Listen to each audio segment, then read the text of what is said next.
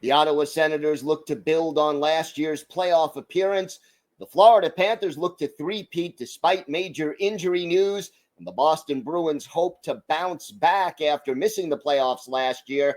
We've got all that and more next on today's Locked On NHL podcast.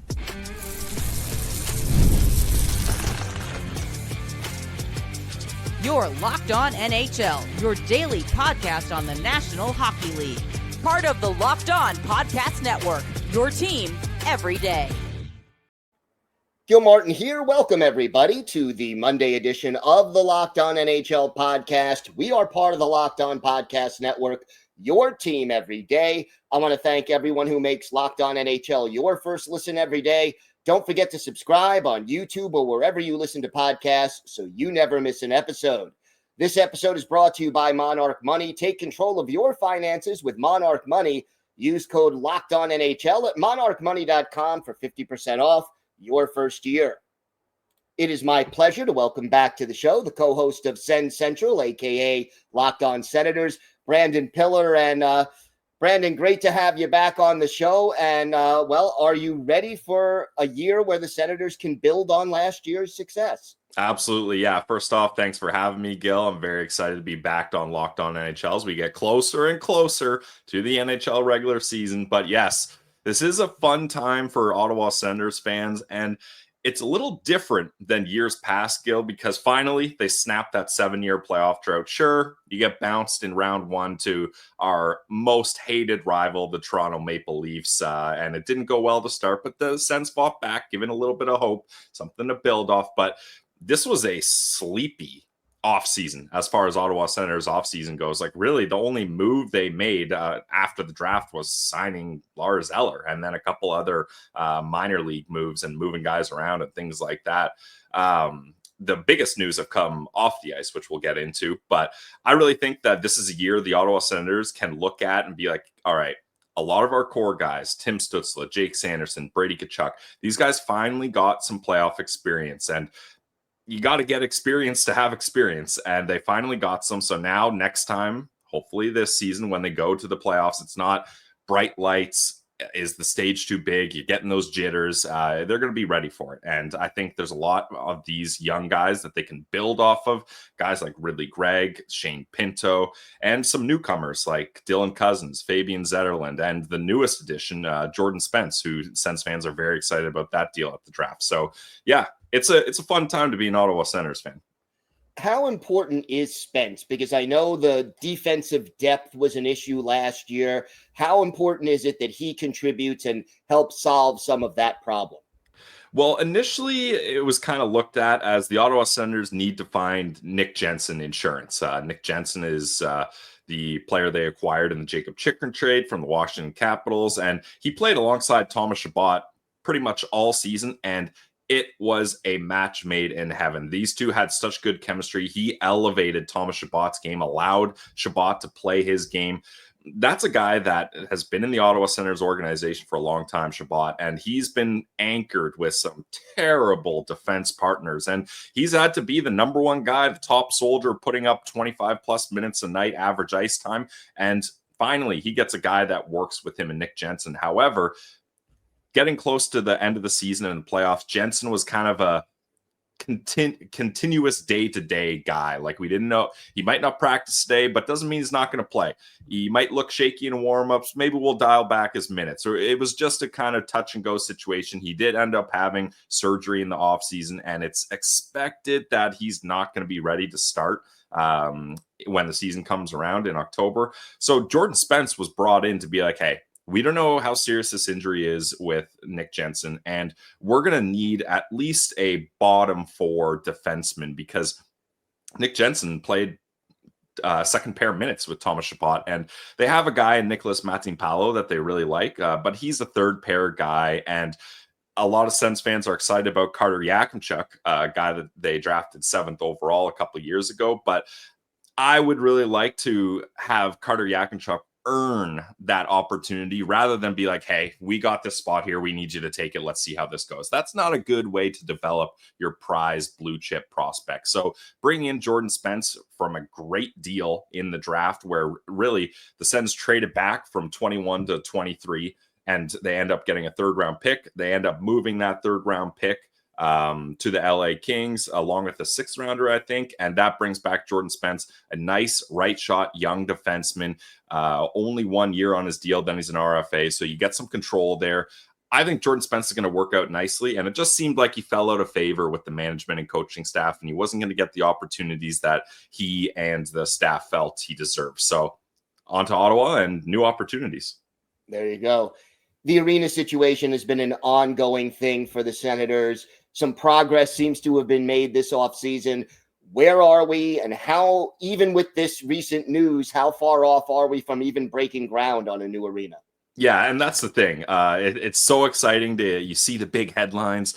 Sens agree on deal with NCC to purchase land at LeBreton Flats. Now, if you're not from Ottawa, you probably don't understand where that is, but it's close to the downtown area. Beautiful spot.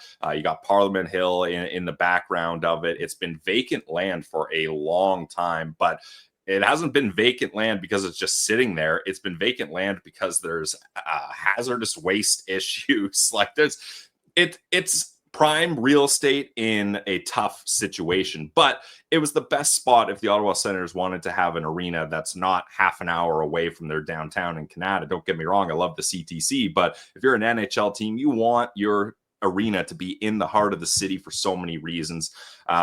So to answer your question, how far away are they from breaking ground? A long time. This is a huge deal because they finally got a deal done. Before, in years past, it was like, yeah, they're working on it. We got some AI renderings. We got an architect that said it's going to look like this. Everything's so pretty. It's so exciting. Well, how close are they? And Ottawa is the capital city of Canada, so it's a government town, and that puts up a lot of red tape, obstacles, a lot of paperwork. You got to move around. So the process is a little bit slower than it would be in just any other city, really, I imagine. And Michael Landauer has been frustrated by that. But the Ottawa Senators have purchased 11 acres of land at LeBreton Flats for around $30 million. And they're going to hope to start working on that hazardous waste, which you don't want to have that at your arena. So it's going to be a while. And Ross and I have famously said, Gil, as soon as they're ready, they have our numbers. The Ottawa Senators, they can call us. We'll bring our shovels. We'll start shoveling. We're podcasters, so the work we're going to put in a blue-collar setting, probably not that up to standard, but we will help if need be because we want to get this arena done. It's going to be so exciting to have an arena in downtown Ottawa. Yeah, it would be really big for this team. Where is this team right now? I mean, the Atlantic is a very competitive division. What is the most important factor for them to build on last year's ending of that playoff drought?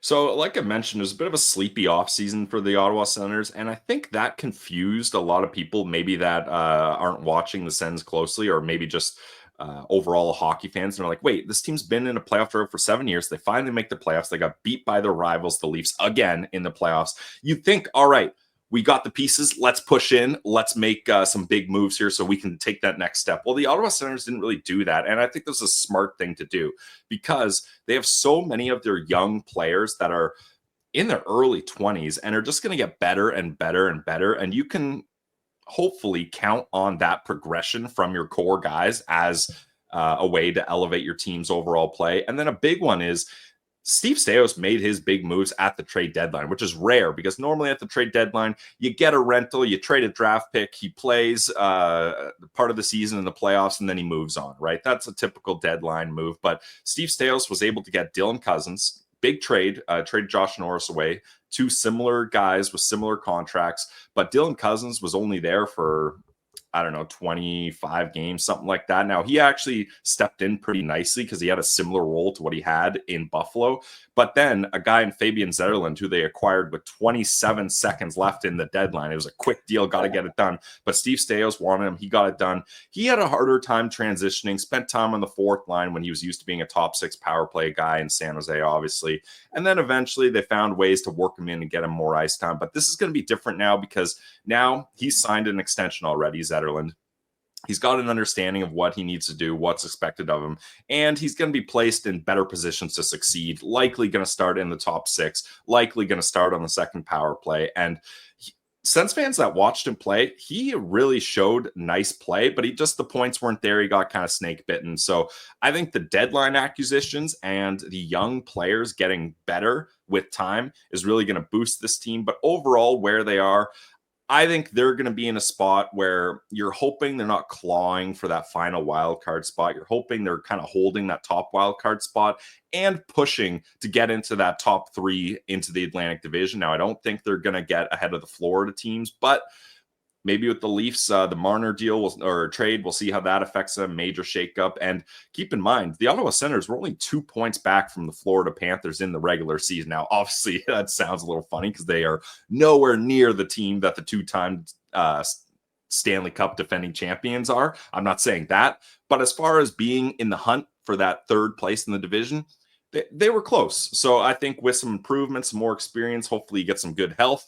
And this team, in my opinion, should be a top wildcard team fighting for a 3rd spot in the Atlantic Division. All right, Brandon, why don't you tell our viewers and our listeners where they could find the podcast and where they could find you and your co-host on social media? Yeah, will do. This is usually Ross's department, Gil, so I'm going to do my best here. But you can find us on X at Sens Central. You can find us on Instagram, lockedon.senators. Ross has got the TikToks going as well. You can find us on YouTube, where we post all our episodes, some shorts, some clips, things like that. Apple, Spotify, wherever you get your podcasts, obviously. And when you're done listening to Locked On NHL and Locked On Islanders, give Locked On Senators a chance here, because we got some fun stuff going. We do a Ring of Honor, which is like a draft where we pick a topic and then 3 of us have to duke it out to get the best team. We're doing a Ottawa Senators versus series. So we've done how do the Ottawa Senators centers stack up against the rest of the Atlantic Division? How do their wingers, how do their defense? And coming up tomorrow or this week is going to be how do their goalies stack up? So we've been comparing them within the division as well. And then we're going to get our organizational value rankings going, which is where we rank every single player, all 64 in the Ottawa Senators organization. So you can get a sense of where guys stand in their organization as far as we see. Excellent. Brandon, thank you so much. No problem, Gil. Thanks. Today's episode is brought to you by Game Time. College football is back, and honestly, there's nothing better than the energy of tailgates and being in the stands with your fellow fans. The only downside, trying to get tickets, endless queues, hidden fees, and prices that jump at checkout. That's why I use Game Time, the app that gives the advantage back to the fans. It's the easiest way to score last-minute tickets at the best prices with no surprise fees. What you see is what you pay. I pulled up Game Time, and in just a couple of taps, I saw amazing deals. I'm talking about your favorite college football games as low as $25. So take the guesswork out of buying college football tickets with Game Time. Just download the Game Time app, create an account, and use code LOCKEDONNHL for $20 off your first purchase. Terms apply. Again, that's promo code LOCKEDONNHL for $20 off. Swipe, tap, ticket, go. Download Game Time today. We have an important request. Locked On wants to hear from you. We put together a survey to learn more about our listeners and make your favorite podcasts even better. This is your chance to tell us what you like, what you don't, and answer questions about our advertising. Go to lockedonpodcast.com/survey to get started. Everyone who completes a survey will be entered for a chance to win one of 10 $100 Amazon gift cards. Again, that's lockedonpodcast.com/survey. You can also find the link in the show notes. Thanks for helping us out. It is my pleasure to welcome back to the show the host of Locked On Florida Panthers, the one and only Armando Velez. And Armando, heck of a run here for the Florida Panthers. They're keeping the core together, and yet a little bad news coming recently about Matthew Tkachuk. Why don't you fill us in? Yeah, bad news, but expected news either way, because when you look at what happened with Matthew Tkachuk, where he tore the adductor off the bone during the Four Nations and suffered a sports hernia, missing the rest of the regular season, and even when he did return for the Panthers in the first round of the playoffs against the Tampa Bay Lightning, his minutes were limited. He averaged around 12 minutes per game. It's crazy because he also scored multiple times in the first 2 games, scored 3 goals in that span, but ramped it up as far as time on ice. But as far as the non-game days for Matthew Tkachuk, he wasn't practicing. The only time he would touch the ice would be on game days. And to think that I had an episode just last week of just discussing the report of Matthew Tkachuk kind of contemplating whether he should go for the operation or not, because the timeline would have been 5 months, at least that's the speculation from this time, for his return. But then you're thinking, does he actually want to go through kind of what he did similarly in the postseason, where the only time he would come on the ice would be for game days? But he went through it. He's expected to be out maybe around January, but this also goes into this timeline that we were all kind of speculating that he wants to be back for Team USA to compete in the Winter Olympics, which will take place in Milano Cortina. So that's the expectation for his return. Get some warm-up games, and then he'll be ready, as he's one of the first 6 named for Team USA. How does this affect the Panthers, first of all, on the ice, and second of all, cap-wise? When it comes to the cap for the Florida Panthers, right now they're $4.5 million over the cap. But for the majority of the offseason, right before the recent signing, which we'll discuss in just a few minutes, they are able to keep the band together. I mean, the signings of Aaron Ekblad, Brad Marchand, and Sam Bennett, took a lot of the team-friendly deals to return to the lineup. But there is that elephant in the room of what's going to happen to possibly guys like an Eetu Luostarinen, an Evan Rodriguez, or possibly a Jesper Boquist. They're one of the few guys on the roster who are on the one-way deals but don't have any no-move clauses. So those are the guys that a lot of Panther fans and media members like myself have been discussing of what could happen once Matthew Tkachuk is healthy and he is able to return to the lineup. But this is kind of similar to a position of what the Panthers kind of went through in the 2023 offseason. Anthony Duclair injures his Achilles during an offseason workout. The Panthers were kind of tight to the cap. The speculation at the time, should they trade Patrick Hornquist? And it worked out for the better, as unfortunately,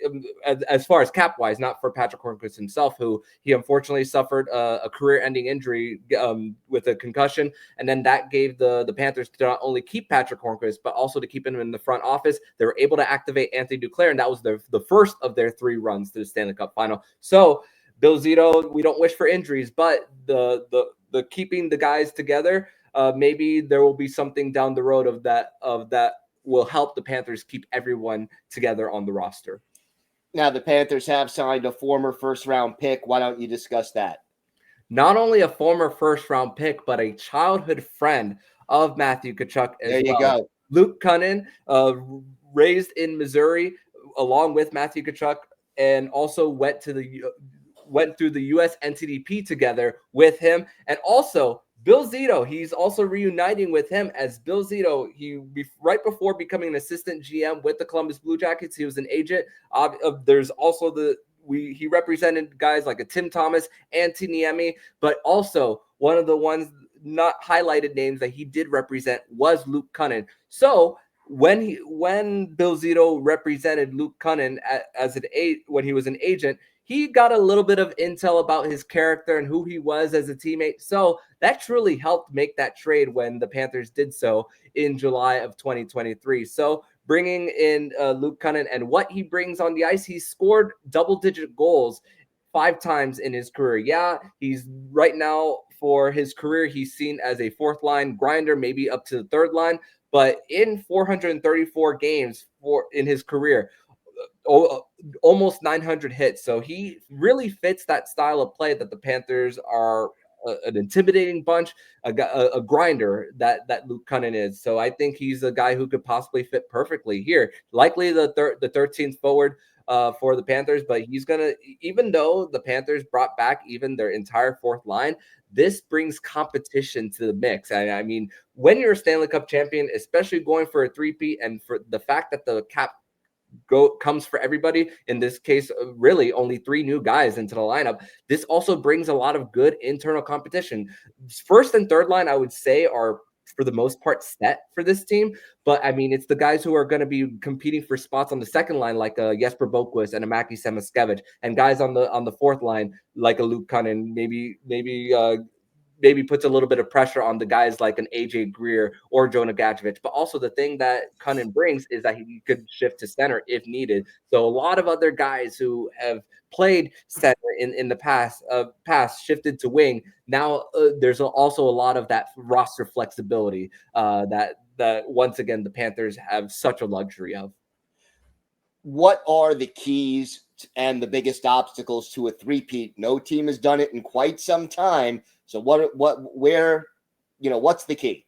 Yeah, it's never happened as a salary cap era. The last time it happened was your New York Islanders in the early 80s. So yeah, it's just going to depend on how this group is a year older. And obviously when you get a year older, you're not as fast as the year before. So it depends on how that is possibly could catch up for the Panthers. And I mean, their bread and butter is just dumping it into the zone, get on their aggressive forecheck, but it also comes down to their opposition, especially to the playoffs, on how much faster they are to getting to those pucks at the end board, and also getting the support for their other defensemen on the other corner as well. And I mean, the thing that the Panthers have prevented so well for their opponents is the inability to get that first pass out of the zone, keep the offensive zone time to one of the highest in the NHL. I mean, them and Carolina, they have been towards the top for the last few years. And I mean, to think that those two are ones that have met consistently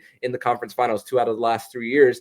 And really, it's going to come down to if the Panthers could keep up with that. Yeah, injuries is the very obvious one for the Cats. But the fact is that in the beginning of the season, they're going to be able to roster 23 full players. When Matthew Tkachuk does come back, the cap is going to tell them 22 out of those possible 23 spots. So how are they going to manage things when Matthew Tkachuk is sidelined? So that first benchmark of Thanksgiving and even after, how are they going to manage things through the schedule? Because for the Panthers, usually their schedule is very home heavy at the end. This year, it's the opposite. It's at the very beginning, which their longest homestand past New Year's is only 3 games. Not a lot of matinee games neither for the Cats, as obviously when you're a Stanley Cup champion, you're going to be more on the primetime spots, more of those primetime games.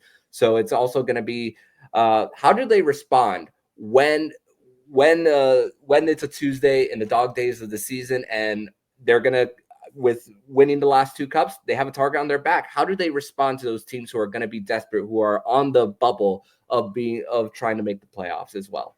Well, we will keep an eye on it. I know it'll be an exciting season ahead. Armando, why don't you tell our viewers and our listeners where they could find the podcast and where they could find you on social media? They can find the podcast anywhere you listen to podcasts and on YouTube, and they could follow me personally on X at Monoman12. There's not really much exciting to discuss as far as the South Florida sports scene. The Marlins are not going to be making the playoffs. The Heat are in the state of mediocrity, and the Dolphins are a little bit of a wild card, no pun intended. I'm not very optimistic about their chances. So I guess for South Florida sports fans in general, we just got to wait for Panthers hockey to be back and for the chances of the hottest ticket in town to make some history as they are going for a three-peat. All right. Thank you so much, Armando.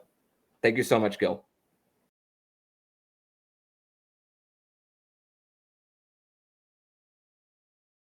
It is my pleasure to welcome back to the show the host of Locked On Bruins, Ian McLaren. And Ian, it's been an interesting offseason for the Bruins, a disappointing year last year. Out of all the moves they made this offseason, which one to you made the most impact?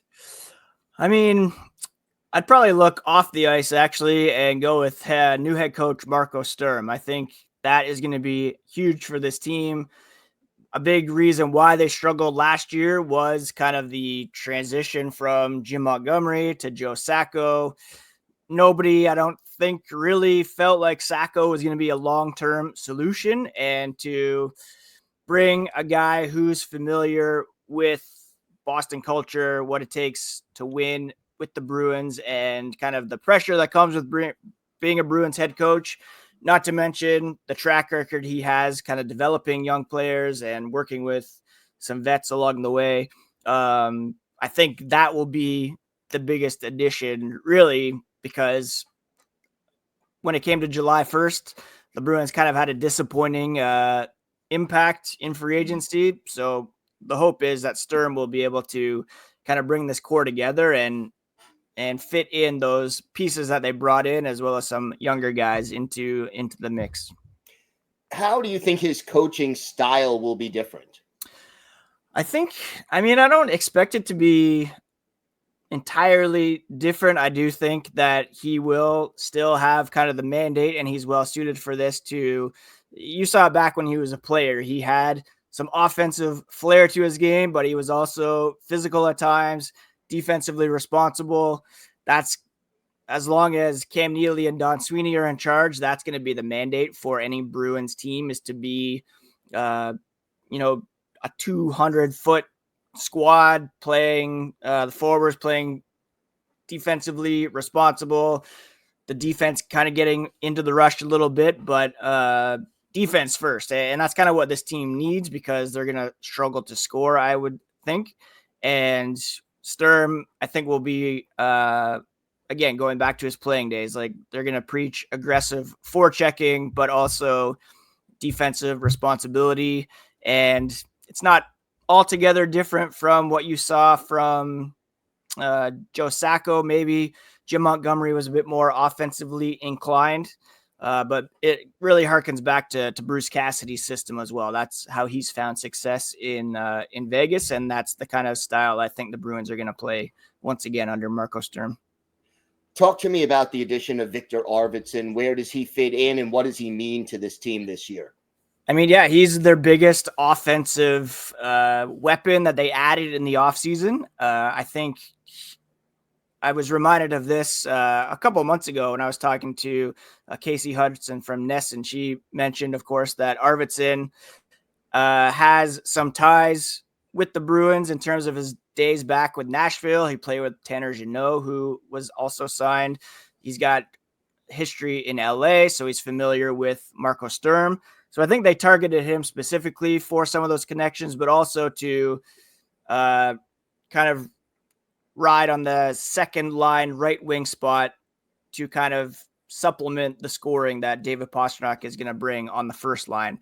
I think he's going to start on the second line alongside Pavel Zacha and Casey Middlestat, who the Bruins, if they keep both of those guys to start the season, are expecting to be big time producers, or maybe not big time, but at least average producers for a second line. And Arvidsson, if he's healthy, he should be able to contribute at least a 20-goal season, and that would really help, offset some of the losses they had at the trade deadline last season, and on that second line, which, Brad Marchand was a feature on last season as well. What are your biggest concerns heading into this season? Yeah, I've talked about this a lot on Locked On Boston Bruins. My biggest concern is the scoring. You have, David Pastrnak, who just continues to produce at elite levels, despite it kind of being a one-man show. There was only a 10-goal difference between him and Morgan Geekie last year, but there was a 51-point difference altogether between first and second in scoring on the Bruins.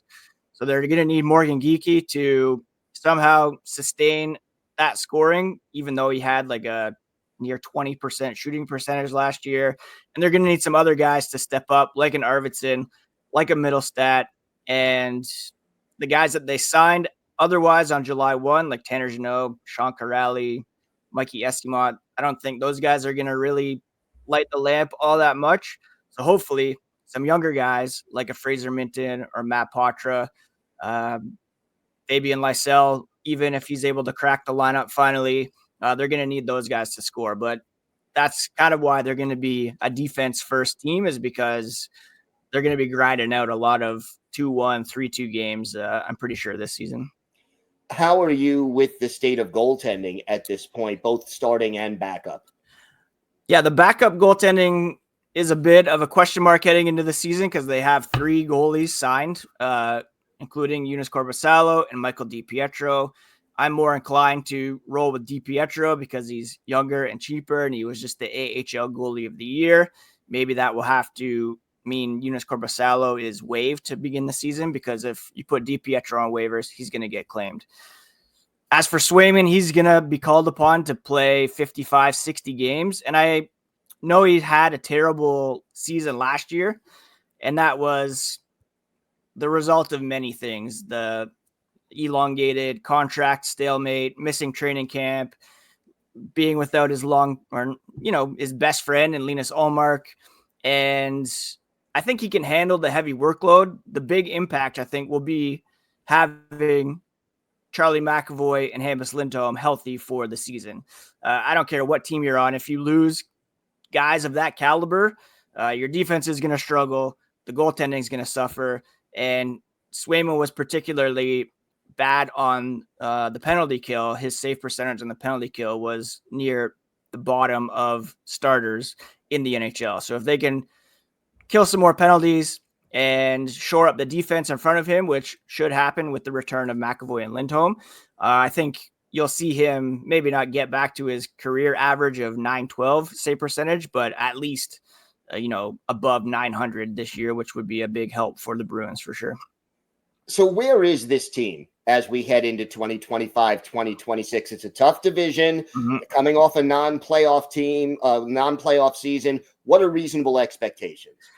I mean, I think at best, this team is a bubble wildcard team. You look at, I always try to think about playoff projections, and you wonder, okay, of the 8 teams that made it last year, who's going to drop out? And you look at the Eastern Conference teams, none of them really got weakened to the point where you think that might happen. I think Montreal is going to continue to grow. They added Noah Dobson, as you know, from the Islanders. Maybe the Senators take a bit of a step back, but they're still young, upcoming. Leafs lost Mitch Marner, but I don't think that's enough to make them a non-playoff team. And then, of course, the Florida teams. So that was 5 teams from the Atlantic that made the playoffs last year. There's still 3 pretty good teams in the Metro in Washington, Carolina, New Jersey. One of those other teams, the Rangers, can they bounce back? So I think the Bruins will be in, hopefully, a bubble team come the Olympic break. And that will kind of decide whether or not they choose to go the same route as last season, where they sell off some pieces, try to put themselves in a position maybe to draft Gavin McKenna, add him with James Higgins, and suddenly the future's looking pretty bright, or at least a high draft pick. So they're kind of stuck in that limbo situation. They could be good enough to squeak into the playoffs if everything goes right, but they also could very much be in a position to sell at the deadline again and just add some more prospects in this retool, which would be, a bit of a bummer to waste another prime season for David Pastrnak. But hopefully they're well positioned in 1, 2, 3 years so that they can contend again with him still going strong. All right, Ian, why don't you tell our viewers and our listeners where they could find the podcast and where they could find you on social media? Yeah, Locked On Boston Bruins, available on your favorite podcast app and on YouTube. You can find the podcast on social media at Locked NHL Bruins, and you can find me at Ian C. McLaren. All right, Ian, thank you so much. Yeah, no problem, Gil. Always a pleasure.